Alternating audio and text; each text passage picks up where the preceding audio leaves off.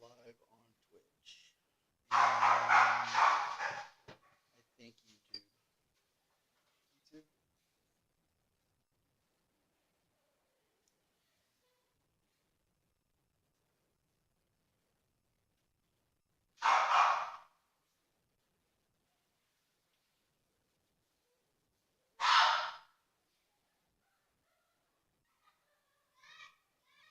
Yep, we are live on YouTube as well.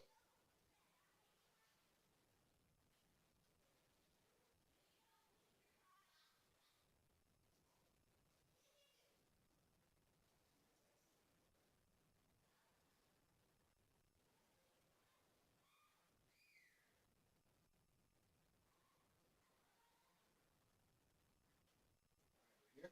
We are live on two platforms as of right now. So, welcome to the first episode of the Battle Boo podcast, brought to you by the D Bag and Spectre. I don't know if you want to go by D Bag, but that's what you're at now. That's fine. So, I am a pretty big D bag anyway, so it kind of works. so we really don't have any direction or idea of what to do for our first episode, so it'll probably just be intros and a little backstory without OPSEC or anything like that, huh? Yeah, sounds good. Lead the way. All right. Well, D bag, I guess, as I'm going to be known. Very short stint in the Army, active duty, 11 Bravo, standard conventional unit. Nothing special, nothing fancy.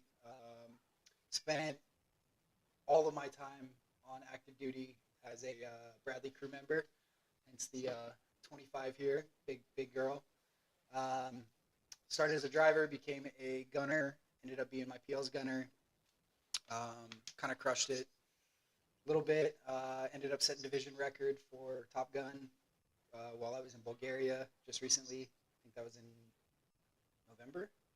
I think it was last November. Other than that, just back to being a civilian now and living life. Spectre. I go by my call sign that I've had most of my military career. I spent just over 10 years on active duty. Started out as a Cav Scout, went to the infantry and a few other schools and task force and whatnot. And did some cool guy stuff here, there, and everywhere. Got hurt, broke my back a couple times, got med boarded, and now I'm just a crusty old veteran father and a 9 to 5er. Yeah, so that's me in a nutshell. Are you still on IRR by chance? Technically, yes. So you're gonna get called up here pretty quick, huh? If the shit goes south, yeah. You gonna go work for Uncle Joe? Unfortunately, yeah. It kind of seems like there's a lot going on over there right now, as everyone's aware. Unfortunately, so I was really close to it when I was in Europe. I was I was over in Bulgaria. So we started in Germany. We were there for a couple months, and then we pushed over to Bulgaria. Started training with the local forces over there and the Italians, Irish, and English over there. And we were packing out, actually, which is crazy because when we were doing the pack out, getting ready to come back, was when that rogue missile landed in Poland. Okay. And they thought it was like a Russian missile at first, and like everyone was all freaking out when we were getting ready to pack out because it was like, holy shit, dude, like it might go down. Like we might actually push into Poland, right, and go sit on the border because we had one of our one of our not one of mine, but one of the army's one of our units was sitting fairly close by where we were as well. They were in a little different area that I don't think I'm really supposed to say where, but they were essentially going to be the first to push through, and then we were going to follow up and kind of tame that issue if it came down to it. Fortunately, it ended up, or unfortunately, depending how you look at it, it was a Ukrainian missile that ended up. It was a defense missile trying to shoot down one of the Russians. It kind of went bonkers, and it just pushed into Poland and blew didn't- up a farm. Didn't defend very well. Yeah, exactly. Yeah, I think it lost track and it just kind of took off. And I think it ended up killing like a cow. I think is what it ended up killing. It like took out a tractor and like hit in the middle of a farm field and killed like a cow or something. But That's a confirmed kill. yeah, exactly right. It's still got a better track record than the F-22 already. But yeah, that was like really the closest I got to like, shit, it might actually like get to me. You know what I mean? Like I might actually have to go over there. So here's the crazy thing: is when we were in Bulgaria, we were running lanes with the Brads, and I heard like a jet sound almost because I had my hatch open and I had actually pulled my headset off, and I heard like a jet, and I was like looking around, I can't see anything, and then I saw what looked to me like a remote control airplane. And I was watching it, and I was like, "Oh, that's a big remote control airplane," and like it flew by again, and it was like a jet sound at the end of it. So I was like, "Oh, that's an actual fucking plane." Yeah. And so I get up and I tell my LT, I was like, "Hey," I was like, "Sir, get up here, like, come look at this thing." And he was like, "What the fuck is that?" Like, he'd never seen one before. I never saw one before. And I looked it up. I started looking up like different Bulgarian airplanes, and it was a Frogfoot. It was a Soviet Frogfoot, which is like the Russian version of the A-10. Oh, wow. And so it's an air to ground support. Gotcha. Literally just a huge flying gun, but they're tiny. They're like way smaller than the A-10s. And so we were set up like off to the east side of the tower, and the tower had like our BC in it. Had all like the high ups. They were watching the ranges as we were doing it. And what ended up happening was this dude. It was a Bulgarian pilot was buzzing the tower. So he was doing like mock gun runs. So like he'd dip his nose and he'd like fly over and essentially like acting like he was doing a gun run, and then he'd bank up and then he'd turn around, loop back around, and he'd do a gun run back the other way. So he was like buzzing the tower, and then he came over where we were and was like he was like pretending to gun run our vehicles, which was a little like sketchy. Yeah, I bet. And I was like, oh boy, because when I looked it up, it only showed it as being a Soviet aircraft, and what happened was Russia had actually sold or gave somehow 3 of them to Bulgaria like way back in the day, and they were sold as parts kits. So Bulgaria put them together, and they still had the Soviet colors though. Like they didn't paint them yet. So like to me it looked like a Russian aircraft was like flying over. It was a little sketchy. So apparently people are having a hard time hearing us, so I don't know if that's. Oh, okay. Let's see. Turn that up. Turn mics up. Let's try that. Is that better? Is this any better?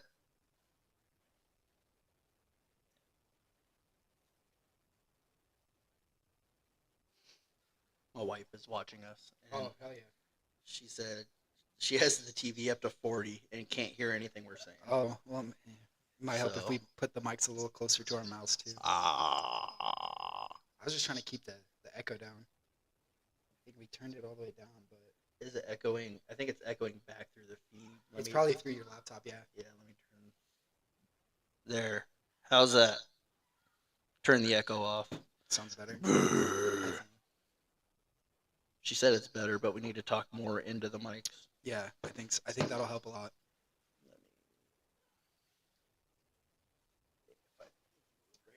Mics. I'll turn them up too, so that way hopefully it'll pick up a little easier. How's that? Any better? I'm looking into your soul right now. Oh shit. That's. Is that the phone feedback? I had to turn down the mics again. It's our first time, guys. Give us a little bit of break, you know. Yeah, we're not the smartest people in the world. We're definitely not. Definitely not. But yeah, I mean, I know you've been through some shit. You got any couple you wanna tell about? I mean, I've been. Obviously nothing too crazy. Yeah, yeah, yeah. But I mean, nothing more than anybody else that was in Iraq or Afghanistan saw. but one of actually it was the first firefight I was in. My very first deployment, the push into Solder City.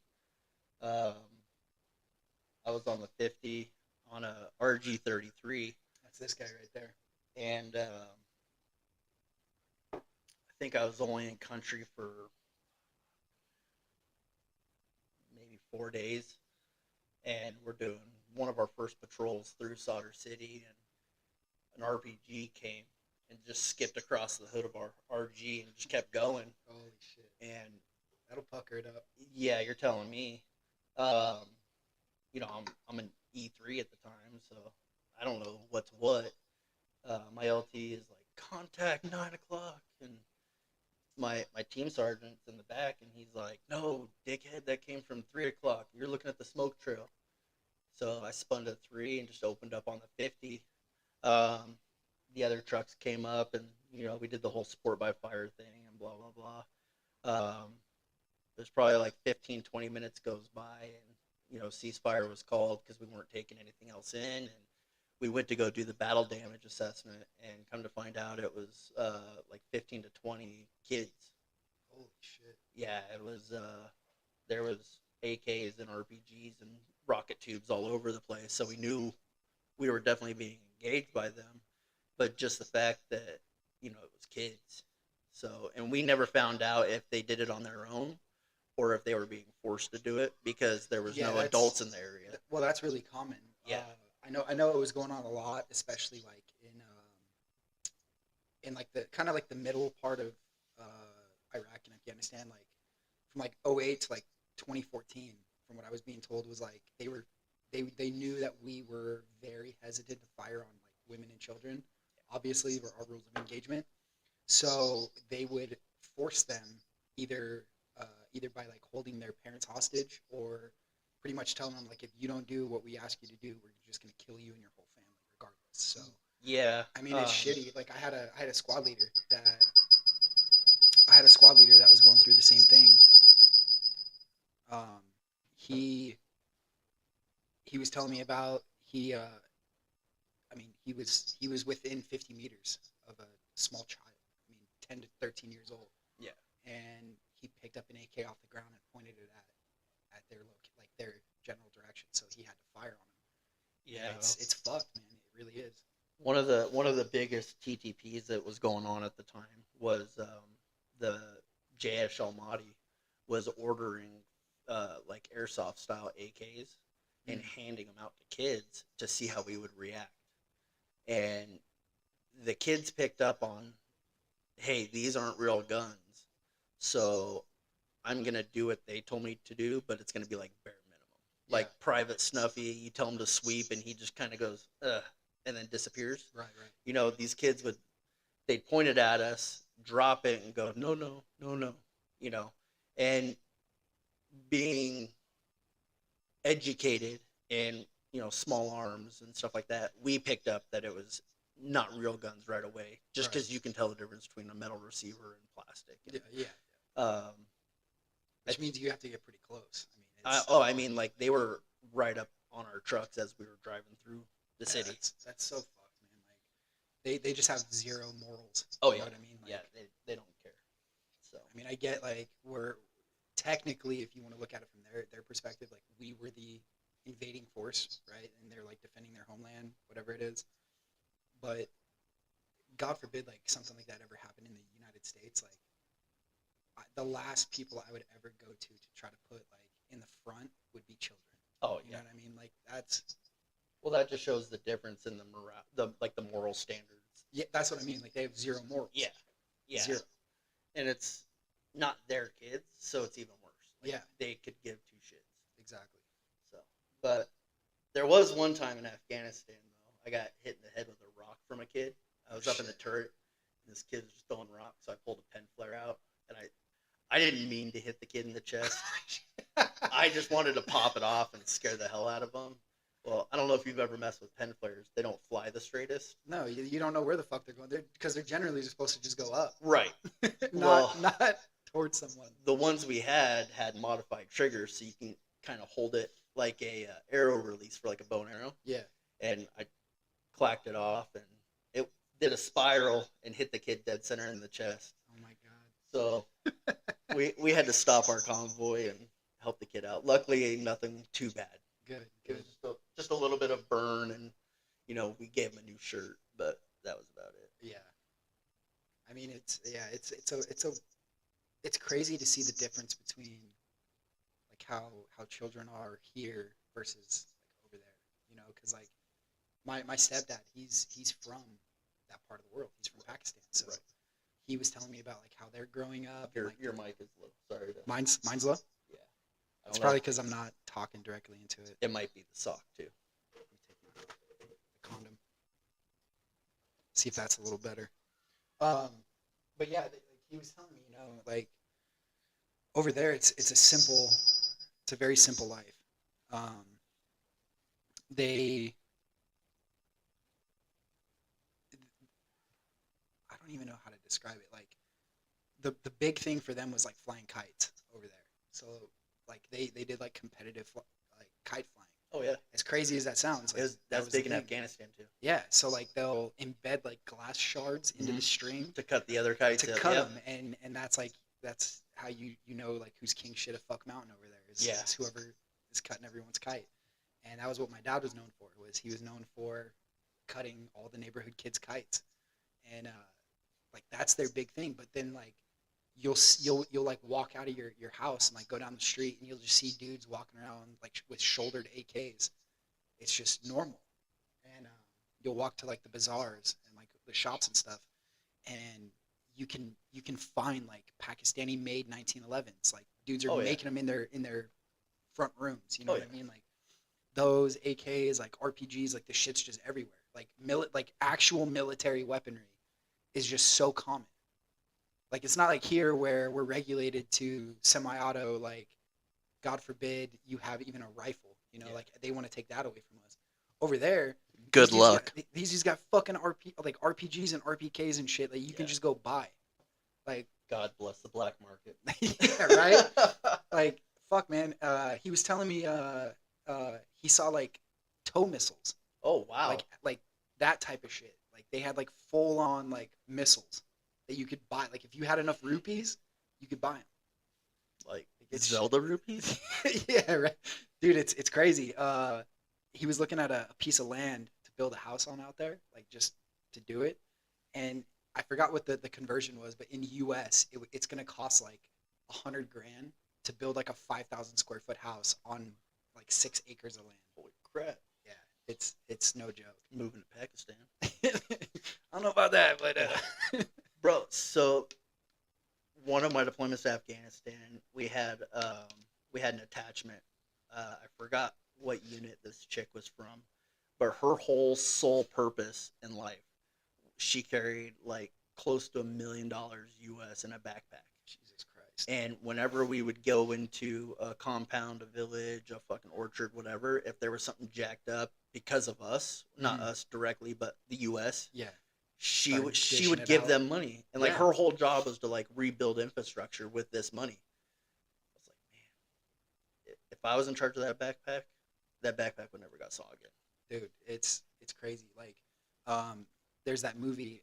They made a movie about it. It was about the 4th Infantry Division. I believe it was the Cavs that got caught out in that fucking like that big valley surrounded by mountains, and it was an outpost for some reason. We wanted to keep it, Oh, the even though it Outpost had movie, no, yeah, the outpost, yeah, where Legolas had no dies. no tactical advantage at all. The Like, dude you're that played- literally in a pit. Yeah, the dude that plays Legolas is in there Yeah. as a company commander and gets schwacked. Yep. A couple of those dudes got smoked out there, man. Yeah. And but that's what they were doing out there was they were running around and they were bringing out like dead animals and shit and bringing them up to the gate and saying, "Oh, you guys killed my animals and now we have to pay them in U.S. money." And they knew good and goddamn well that like that goat wasn't worth $2,000 U.S. Oh yeah. They paid like 500 rupees for it or whatever it They was. probably didn't even pay for it. They probably stole it It's- from somebody. That's what I'm saying. And like we were paying out a fuck ton of money for no reason, just giving these dudes ways to just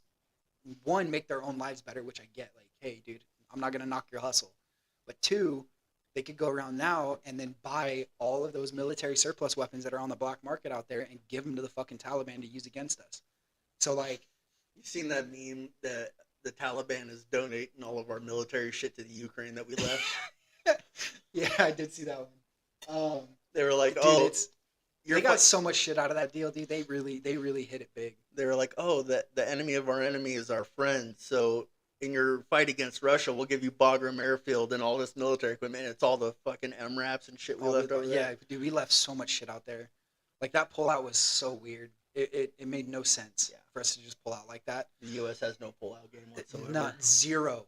I think we're like 0 for however many it is right now.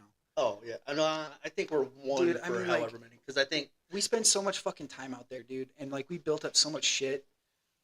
Like 20 plus years we spent over there to just walk the fuck away from everything. Like, thanks, Joe. yeah, exactly. It's crazy, dude. We left fucking Blackhawks there. Like the Taliban in the first day, the day after. I think that was more of like one of those like natural selection things. Like you take the warning label off Dude. something and see what happens. Dude, did you see the video? Mm-mm. It was like 12 hours after we left Bagram. There was a Black Hawk flying around one of the cities in Afghanistan with fucking Taliban flying it, like in 12 hours. Really? Yeah, they had it up and flying, but I mean, It was that I don't think Microsoft Flight Simulator. dude, I don't think they know how to rock the fucking I don't think they're doing like their their checks and shit on it though. Like they're motorful Mondays, you know what I'm saying? Yeah. So I doubt that they're still up and flying nowadays, but like still, it's crazy. Like we left them so much shit. And there was pictures that people were posting of like Taliban with like full on multicam on like plate carriers, M4s, Yeah. night vision. It's like, bro, we gave them the keys to success at that point. Cause Yeah. like that was the big thing was we owned the night over there. I mean, we're fighting fucking tribesmen while we were over there. And these dudes would not fight in the wintertime because they got too fucking brutal in Afghanistan. And they couldn't fight at night. They had no way to fight at night. I mean, they could shoot blindly into the dark, but these are also the dudes that don't know how old they are. Yeah. You know what I mean? You know, their calendar is still in like the triple digits. Mm-hmm. So It's crazy when they go from living in essentially the Stone Age to now they have fucking night vision and Blackhawks. well, I mean, the only reason they have cell phones and television and stuff is because of the GWAT. Yeah, If it wasn't for the GWAT, they'd still be rolling around in fucking Flintstone carts. dude, it's a different world. Like when my dad tells me about how it is over there, I'm like, dude, you gotta be fucking kidding me. And he showed me videos like those dudes on rickshaws, like rolling around the city. This dude had like 20-foot long pieces of rebar that were like sparking from both ends because they're dragging on the ground, and this dude just mobbing through the streets on a scooter. Dude, in Iraq, I didn't see it that much, but in Afghanistan, you'd see dudes with like motorcycles and like trailers, and they would literally be packed. Like, have you ever seen that old cartoon with the two fat twins riding the motorcycle and they're just like hanging over the side? Yeah, yeah. It would be like that, but it'd be like 20 feet tall and like Just 20 feet wide of like bags of like grain or whatever the They fuck just they're make moving. it work, man. And these motorcycles, like they'd be going around roundabouts in Kandahar City on these motorcycles, and you're just like, oh shit, I can't wait for this guy to fall. Or they'd have like 15 people on a motorcycle. yeah, Like everyone's sitting on top of each other. It's just like, bro. dude, it's a different world, man. It really is. But you know what? They make it work for them, and they don't complain a whole hell of a lot. No, they're tough motherfuckers. They really are. Like my dad is one of those dudes that he will work himself to death if we let him. Oh yeah, Like he would, 100%. Like I've never seen this dude complain. Like I told you before, he had a triple bypass, an emergency triple bypass heart surgery, and they were like, oh yeah, you're gonna be down for like 9 months. This dude was at the office working 3 days after his surgery. 3 days. And the first 2 days he was talking shit to the nurses and the doctors, telling them I'm good, get this shit off me, I want to go home, I want to go back to my house. Meanwhile, like he can't even stand up. And they told him, all right, for his first task was like to walk from like his bed to the door with a walker. And he goes, how much do I need to walk to be able to go home? And they said, you need to do a lap around the whole floor. His first time standing up, he did a half a lap around the floor. Instead of just going from his door to his bed to the door, he was like, I'm doing a lap. that's a hard mother effort. Dude, he is, man. And yeah, so it's God forbid, like we have to get into some shit with like the Russia Ukraine conflict. They're already getting their shit kicked in so hard. Yeah. It's gonna be so different going because like, dude, they got their asses kicked when the Soviets tried to invade Afghanistan. Oh yeah. They got their shit stomped. Yeah. And like that's their whole thing is they go in and inflict as much damage as they can, and then like in Afghanistan, they just flew over and just dropped mines out of an airplane and said, "Fuck it, we're out." Dude, it's You know, like 99% of the shit killing us over in Afghanistan is reclaimed mines and shit that the dude, Soviets they took left there. everything. Yeah. Anything and everything that the Soviets left behind, they repurposed and they were using it against us. They kept it for You know, fucking years. you got a couple guys that are educated, teaching basically cavemen how to Yeah. do this stuff, and they teach the next generation, and it's Yep. it's I mean, weird it's- how you can bathe and shit in the same water, but you know how to make a bomb from nothing. Yeah. You know. Well, that's the thing is like with those dudes over there, man. They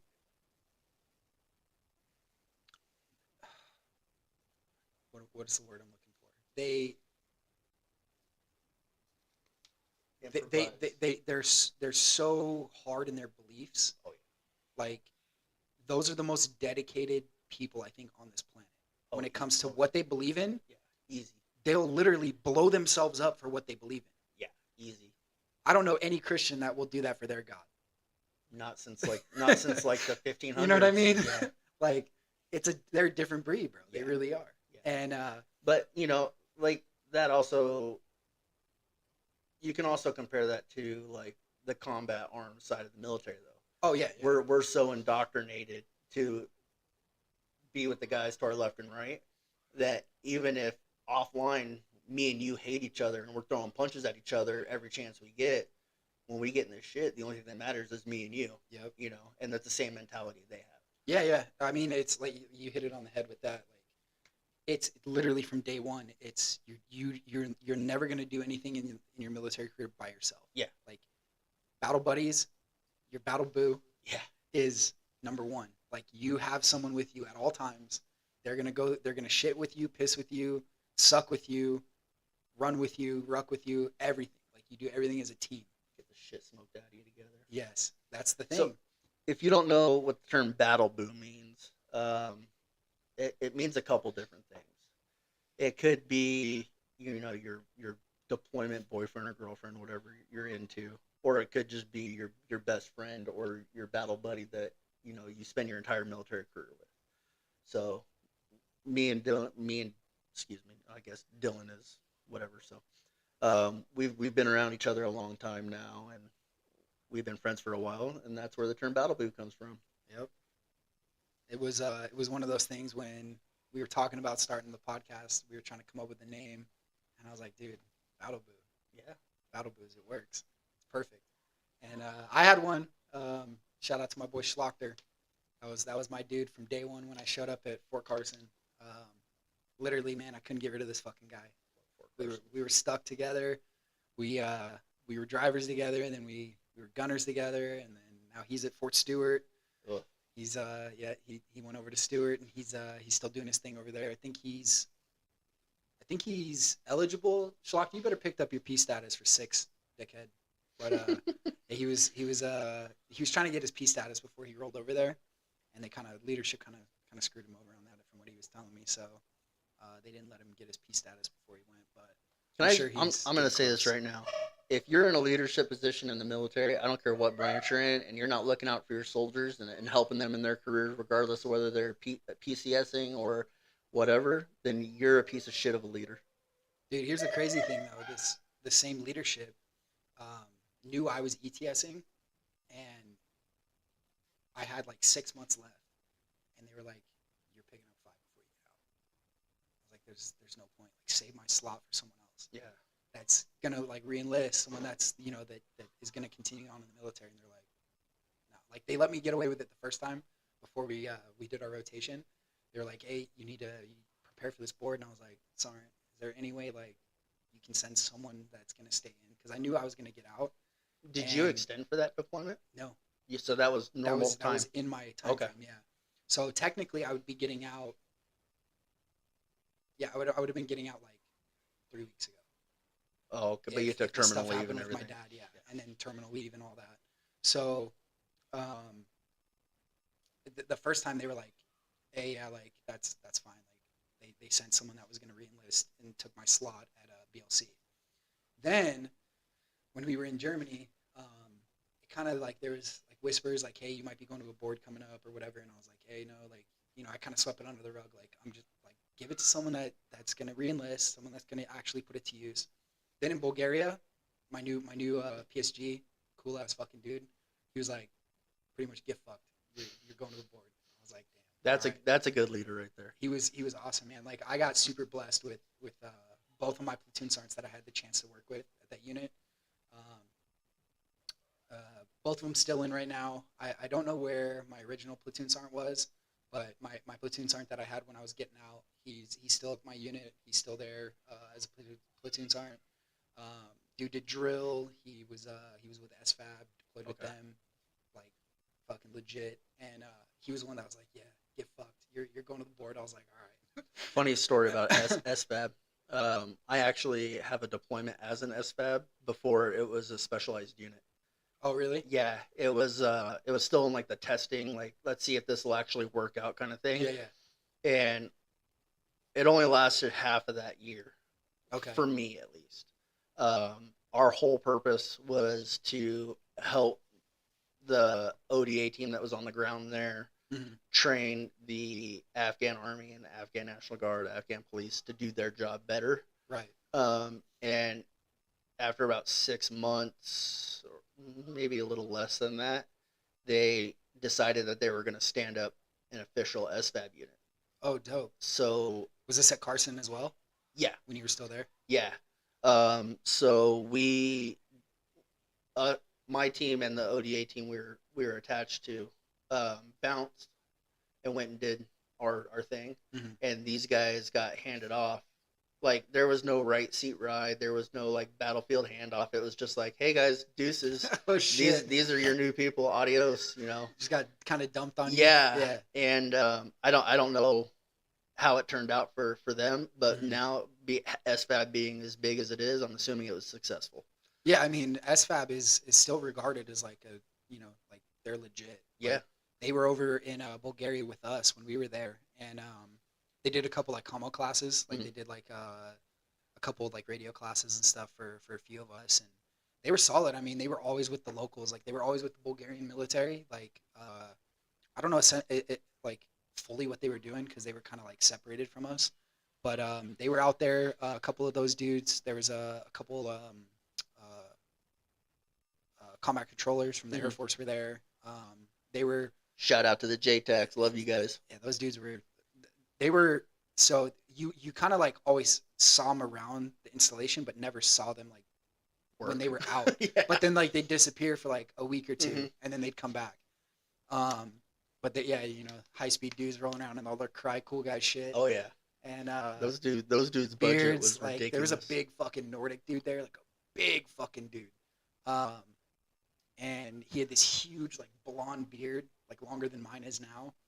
And I'd always see that dude in the gym when I go to work out, and like I'm like, hey, lucky motherfucker, you get your beard, and he's rocking the Cry Combat pants, like Those full on cool guy shit. the JTAC guys we had attached to us for a while. Those were some solid dudes. We didn't have to ask them to do anything. If something happened and we needed something, they were already 5 steps ahead of us, calling in A10s Yeah. or whoever. Those were the guys that were like, everybody gives the Air Force shit. Everybody shits on the Air Force, But don't fucking do it if you're never in the military. Yeah. You don't get to shit on anyone, like especially the Air Force. Like except for the Navy. Everybody can make fun of the Navy. the Air Force has a really fucking important job, but we do give them shit. The Chair Force, the whole thing. But they're soft. Their soft dudes community are is legit. amazing. Like they're fucking legit. Their soft pipeline is probably the hardest pipeline there is. They saved my life twice. So Yeah, I had an old boss that had the unfortunate opportunity of working with PJs. And it was because he essentially what he was telling me was he was fast roping out of a helicopter, and he thought he got the squeeze to go, but it was just like a jarring motion from um, the crew member from like the helicopter shaking. So he thought he got the okay to go, and he started going down, and he's got all his shit on. Realized that his foot was feeling the bottom of the rope, Oh, so he wasn't on the ground. He knew he couldn't climb that rope back up. Yeah, no. So he just prayed and hoped that he was close enough to the ground and let go, and he ended up falling like 35 feet. Holy shit. Barrel of his M4 dug into the ground, and the buttstock came up, hit him in the face, knocked him out, Oh, and completely unconscious. And they took off, sent the PJs in, and he's a big boy. I think he said he was like 210, 215 back then. And they said what he told me essentially was they threw him up on it. One of them put him up on his shoulder, the other one grabbed all his shit, and they ran him down the fucking mountain. yeah. Like he goes, I've never had more respect for anyone outside of the army, which is what he was in as well. He said, then those dudes, like, those dudes were solid. So That's the only shitty thing about fast roping is once you're on that rope, you ain't getting back up. you're not going back up. No, especially when if you got like, your body armor, your helmet, your weapon. Well, Let alone if you have a ruck, God forbid. yeah, I mean, even just your body weight alone, you're not climbing the 90 something feet to back up to that rope. It's fucking That bad. rope's like 3 inches or 4 inches wide, Yeah, like it's a you big, know, big fucking rope. and it's not a very comfortable rope to be on to begin with. Yeah, shout out to my OG platoon sergeant for that. Every Friday, it was a thing. We had the ropes outside the cough. Every Friday, you guys owe me one rope climb, and he'd make us fucking climb up to the top every Friday before we could get released. And yeah, that was it. He was a big aerosol guy, so he came from 101st before he came over to us. Screaming chickens. That's it. Combat chicken. One of our old squad leaders. We used to fuck with him. We'd snatch his chicken off his deployment side and run off with it. He'd get so pissed. He'd let us take the 4th ID one all day, Yeah. but if we took the chicken off, he'd chase us down. And it was funny. Him and one of the other squad leaders that came from 82nd, they'd argue back and forth about he's not real airborne, this and that. There's a huge rivalry between. Tit for tat, Yeah, there's a huge rivalry between those guys, and Yeah. I've worked real close with guys from both units, and they're great in their perspective like fields, Mm-hmm.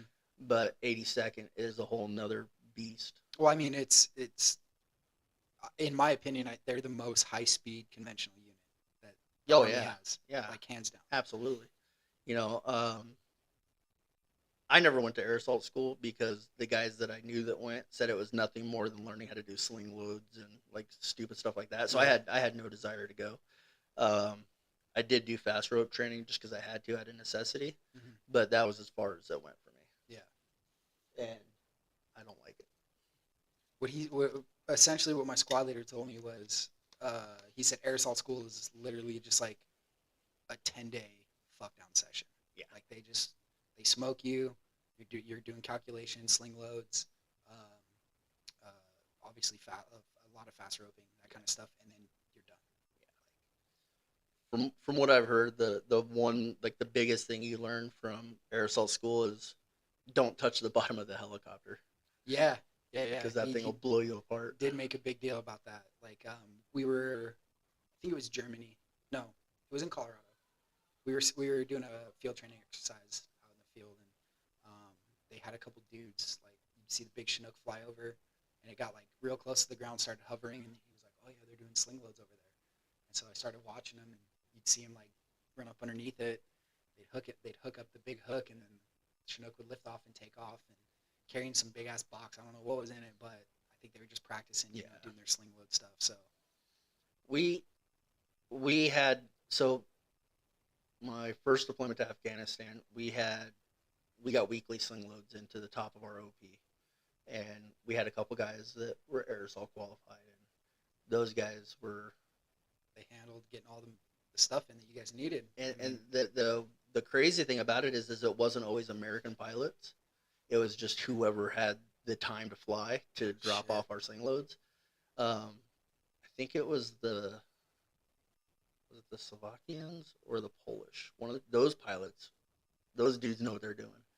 These dudes wouldn't even need a guide rope for our sling loads. They would come in, hover, come down, drop the fucking pallet, and take off. Oh, they would cut their own load and Yeah. take off. Yeah, they Damn, did everything, That's crazy. and like we barely even knew they were there. Like that's how fast they were. Just in And the out. Americans would come in, and I don't know if it's just a difference in their training or the aircraft or what, but we'd always, for the American pilots, we'd always have to have a guide rope. and get them in, and then Mhm. pull your load yourself. Yeah. Dude, there's that crazy picture.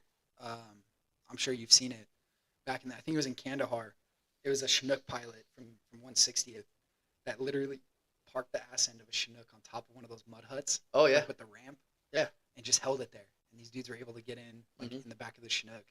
And I don't know, he's I've been in similar situations. Those 160th dudes are top notch. again different breed. Like, dude, pilots like I don't care if you. I mean, from what I've been told, like whether you're like special forces or fucking conventional unit, if you're a pogue, whatever it is, like pilots are sexy. Oh yeah, Like yeah. there's no more badass dude in the military than pilots. Not to mention they work 8 hours and then get like 48 hours off. Like who doesn't want that schedule? Yeah, it's a nice You know? thing. There was a couple Black Hawk dudes that were rolling around in Bulgaria that would take off. Like you'd see them lift up right above the motor pool when we're sucking dick for beer money on Motor Pool Monday. You know, sweating out there. You look up and the fucking door gunner's hanging out saying "What's up" to us. And they just take off. They go fly around for a little bit and then you see them come back. I had my buddy Kyle. I don't know if you're gonna see this or not. He's a big Twitch guy. He was a crew chief, and what he used to tell me stories all the time when they were doing like FTXs or whatever. Mhm. Everybody would be sleeping in tents, and they'd drop their Blackhawk, have Pizza Hut or whoever come deliver the pizzas to the the helicopter, fuck and then outta they here. take off. I'm like, that's why nobody likes you guys. Yeah, you're too cool, man. Yeah, You get all the cool shit and have all the fun. See everything from a way better angle. yeah. He was in Germany and I want to say Korea, but Germany I know for a fact he was there. Nice. Hell yeah. I know he was in Korea because he told me stories about flying around the DMZ and stuff. I just don't know if he was stationed there or not. Okay. That's But- got to be fucking weird, man. Flying over the DMZ. That's got to be some like next level shit. You know, 'Cause you're gonna that's another fucking situation over there. you're gonna catch pop shots and you can't do anything about it. Now you can't fire on them. Mm-mm. You just gotta. He did say that there's a golf course that like covers like no man's land. So like if you hit a stray ball, it's in a minefield. You can't go get that ball. Holy So shit. you're just like, all right, I'm taking a drop. Yeah, I don't even know if I don't even know if I'd take that risk of even playing on the greens there. No, Yeah, I'm good. not about that life. No. That's one strip of land it's gonna be even if their shit got sorted out tomorrow, like they stopped all the bullshit and then they try to clear out no man's land. That thing That would they're take gonna be finding years. mines and shit out there for years and Years. years. And it's gonna be the same way in Ukraine, Oh unfortunately. yeah. Like they're doing those air runs. I mean, obviously Russia's denied it, but they found them out there. Those little butterfly mines, Mhm. those little plastic ones that Mhm. look like toys, and so kids want to go fucking pick them up, and then Yeah. they blow up. They did the same thing in Afghanistan. Yeah, they're just running airplanes over the skies and they're dropping them, and they're everywhere. They're fucking and the thing that got me was I was reading it was on a Reddit post. They were saying that the majority of those they're targeting like parks and schools and shit, like where kids Oh yeah. are gonna be at, and that's where they're focusing on dropping those little butterfly mines. Psychological warfare. It's messed up, man. It really is. Yeah, it's psychological to the max. Like I will say I'm gonna give a huge shout out to the Ukraine for adapting drones though. yeah, dude, that's awesome. Like You know. that is some 21st century war fighting shit right Yeah. there. You know, Call of Duty's been doing it for years, and now all of a sudden you're seeing it in real life on like live streams, and you're like, Yeah, wow. yeah, You know? dude. They're dropping they're dropping all sorts of munitions, Yeah. hand grenades. They're RPG dropping sevens, everything. They're dropping mortars. Mhm. Like I was watching a video. It was I think it was a T60. It was either 62 or 70.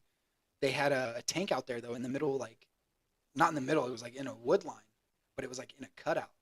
And this fucking drone flies over and the hatch is open. And he just pulls up and then drops a mortar. Like you see the mortar go in. I think I just saw that this morning. Dude, it literally blows out like it Yeah. landed perfectly in the hole. Like these dudes are accurate as hell. Yeah, you're like how you gotta think like how close are the drones getting to be able to be that accurate? Because like yeah, the mortars and the other like some of the RPGs and stuff they're dropping have stabilizing fins, but like that video where they're dropping the grenade on that sleeping Russian guy who just my like God. throws it, like that dude dropped that grenade with like precision accuracy. Like it landed at the dude's feet while he's sleeping. Yeah. You know. Yeah. I mean, it was falling for a couple seconds, Yeah. so they were up. Like Yeah. they were up pretty high. And then my brother just showed me another one last week where there was it was a Russian guy like in tall grass and he was hiding. So the Ukrainians sent up a drone because they knew there was like at least one guy left from this squad that was attacking him, and they were flying around and they saw him, and he looked dead, like he was just laying in this tall grass, like not moving, not doing anything. They watched him for a little while. They brought the drone back. They put I think it was a grenade.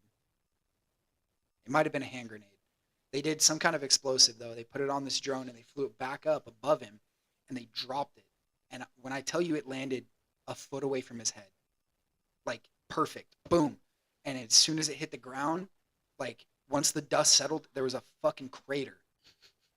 Literally half of this dude's head was in a crater, Wow. and now he's moving, and you can see red coming out of his He ain't moving face. very far. He didn't last very long. I What? mean, he had a helmet and shit on, like it hit here, Yeah.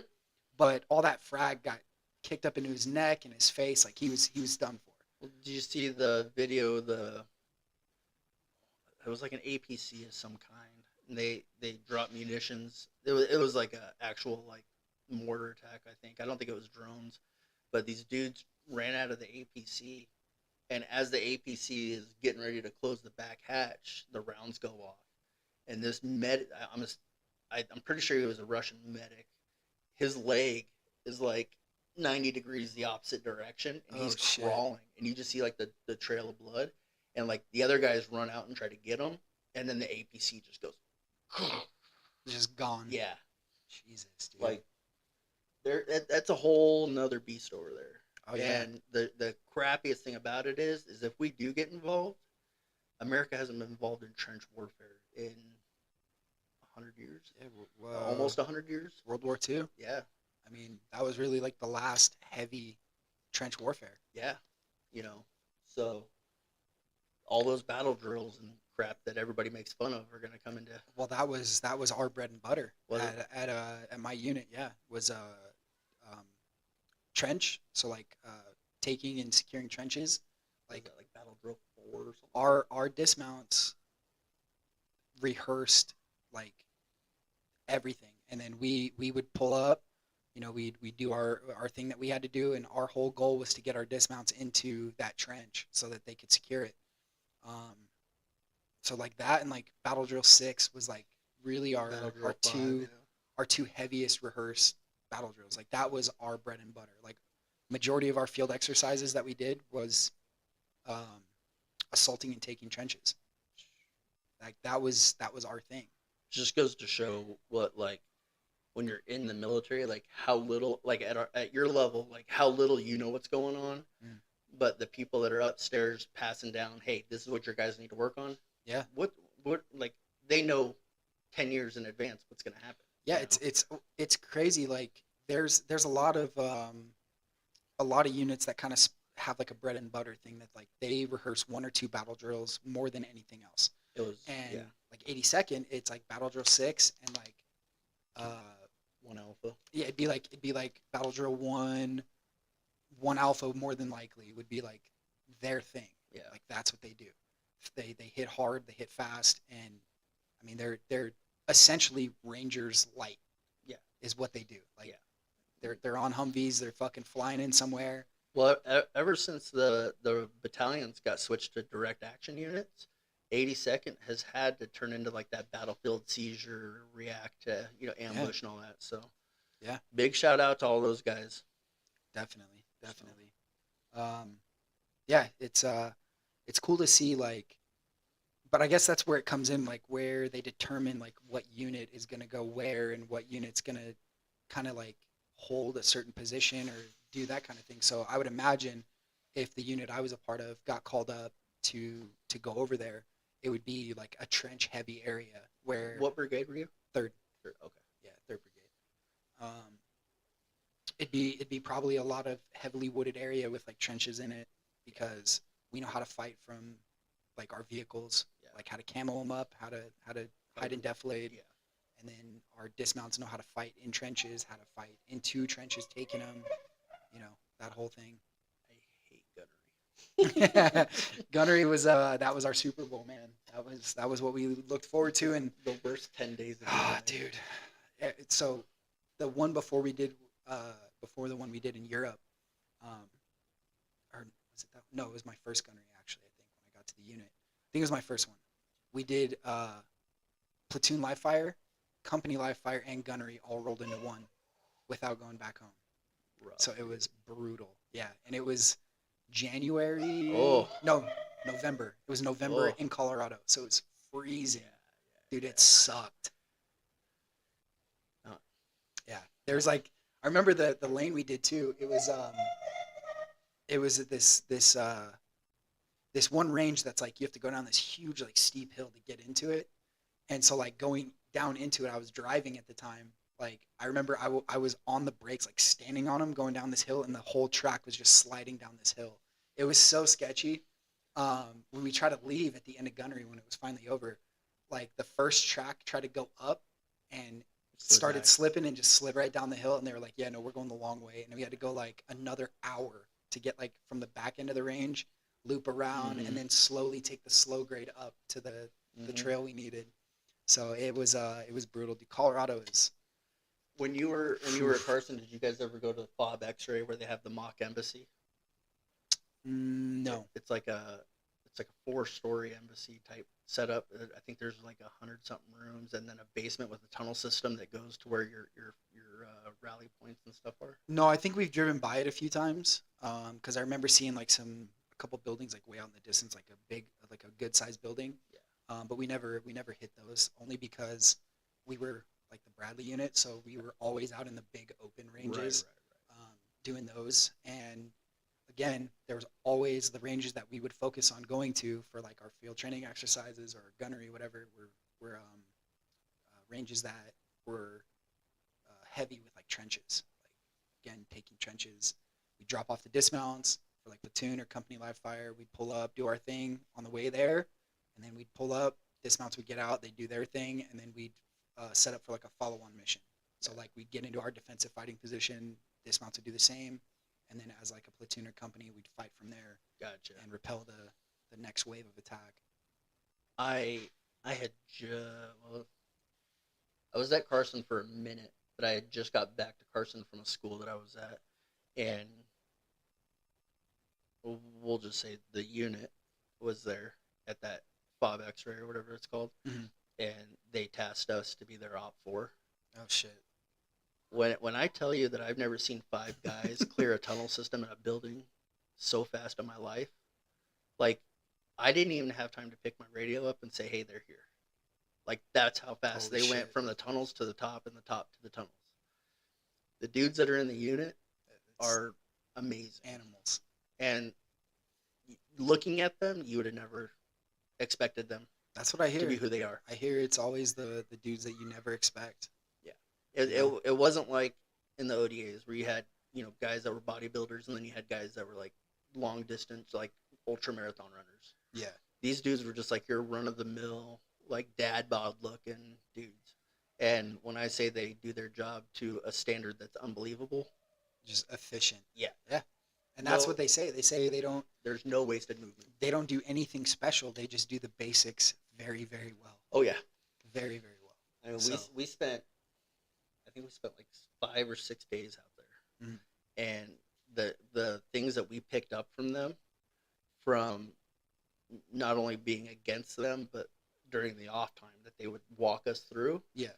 like took our ability as a direct action unit from like top notch to like there's no more notches, like you're there, and it was And I'm really glad I had that experience because 3 months later, I was in another country doing some shit. And had I not had that experience, there was a few situations where things could have gotten a lot worse than they did. Mhm. So Yeah, I mean, I didn't work with any of those dudes in my time. Unfortunately, I would have loved to have just been there to watch it, even if it wasn't like training for like me to take in. Just to watch them do their thing, I think it's like, I mean, it really is like watching pro athletes do their job. 100%. Like they're the NFL, they're the NBA, you know. Yeah. And the crazy thing is, it's like the unit is made up of all the branches. Yeah, It's not just Army guys. So, some some nerdy looking IT dude could be the number one killer on that team. 100%. Yeah, you're right.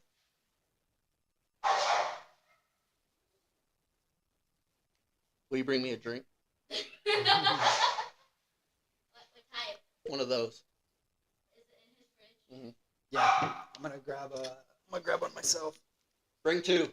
Oh,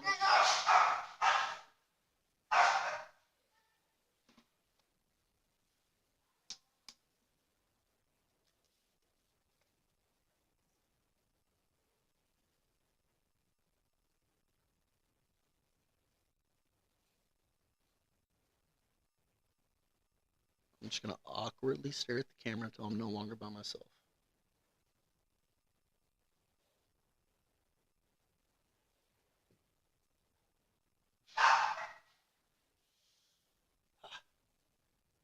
want me to open it? Yeah, I've never been live before. Huh? I've never seen Just set it right there. There's I bet you if there's even one person watching, they'd want to leave because of me. There is one person watching. Just Yeah, I believe it's Misha. We had two.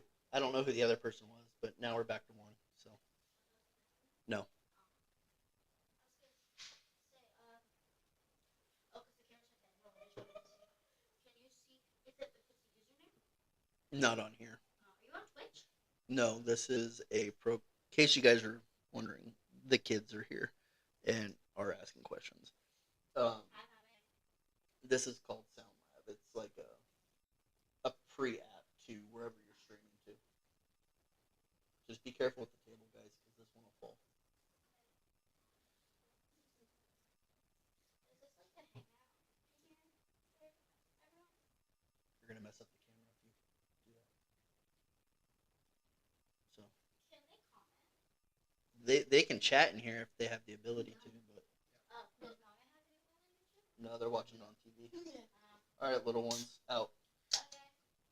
You too. How do you know? If we're hungry, can we have a snack? That's Yeah, you guys can have snacks. I was gonna just awkwardly stare at the camera, and then the kids came in.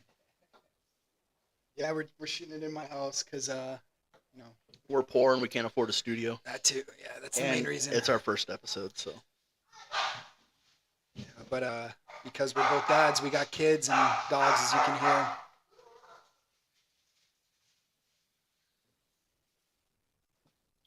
But yeah, we're coming up on an hour of streaming, so already, huh? yeah, Crazy. 59 minutes. But hopefully, we can get these episodes out weekly and maybe have some guests sooner or later. Yeah, that's the plan. I would really, really like to get people on here to tell their story and give them a platform to, voice what they want to voice. Yeah. 'Cause we're all about free speech over here. No politics whatsoever. No politics. Don't care what color you are, who you have intimate relations with, as long as you're good people. Kinda. Yeah, no. So the plan, what me and him have been talking about is, we obviously want to get more people on here, give people a chance to tell their story, let them express themselves, but also we're getting I'm slowly but surely going to get together like a little gym setup in the garage. So people that come on the podcast, we can go out, we can work out, we can go out, to the range, go shoot whatever it is beforehand. You know, we can sit down and then come in here and just talk about whatever it is we want to talk about and kind of do that. Yep. So as we get better at this, there'll be changes here and there, cameras and just the overall setup, and Yeah, hopefully we can make this our full-time job eventually. there will be a lot of changes with the setups of everything for sure. So We should be like what's that, Sean Ryan, and have like a cigar bar kind of oh, set dude, up. that with thing's just- sick. Yeah. Well, I got the bar. I just don't have Yeah. the cigar bar. Yeah. That's the other thing too. If you come on the podcast, you know, we can go lift and do all that, whatever, and then we can go to the bar and make a couple drinks, and then come in here and talk about it. So, I definitely want to see where we can go from here. You know. Absolutely. I think now that we have our operator error part of the microphone stuff fixed, I think the only way to go is up from here. Definitely. So- Definitely. But with that being said, man, good first episode. Yeah. High five. Adios.